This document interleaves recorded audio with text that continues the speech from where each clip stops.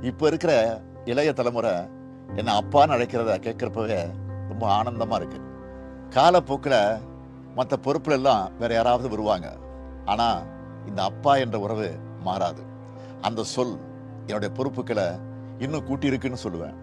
நான் இன்னும் தமிழ்நாட்டுக்கு செய்ய வேண்டிய கடமைகள் நிறைய இருக்குன்னு எனக்கு உணர்த்துது. முதலமைச்சர் அவர்கள் வீடியோ போட்டு சொல்றார், என்னை எல்லாம் அப்பா அப்பான்னு கூப்பிடுறாங்க. நான் எப்படி பார்க்குறேன்னா, பாலியல் வன்கொடுமைக்கு உள்ளாக்கப்பட்ட ஒரு பாப்பா அப்பா அப்பான்னு கதறதா தான் நான் பார்க்குறனோ தவிர, எந்த குழந்தையும் ஆசையாக அப்பா அப்பான்னு கூப்பிட்ற மாதிரி நான் பார்க்கல.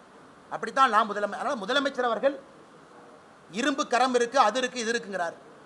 என்ன கரம் இருக்குன்னு பார்ப்போம். இரும்பு கரத்தை கொண்டு அடக்க வேண்டும். நாங்கள் சொல்கிறோம், 7G லா அண்ட் ஆர்டர் கடிதம் எழுதினாரு. பெண்களுக்கு எதிராக, குழந்தைகளுக்கு எதிராக பாலியல் வன்கொடுமைகள் தமிழ்நாட்டில் அதிகமாகிடுச்சுன்னு ஏடிஜிபி லா அண்ட் ஆர்டர் கடிதம் எழுதுகிறார். ஆனால் முதலமைச்சர் அதிகமாகவில்லைன்னு சொல்கிறார். அப்போ 7G லா அண்ட் ஆர்டர் சொல்கிறது பொய்யா? மாண்புமிகு முதலமைச்சர் ஐயா ஸ்டாலின் அவர்கள் சொல்கிறது பொய்யானே?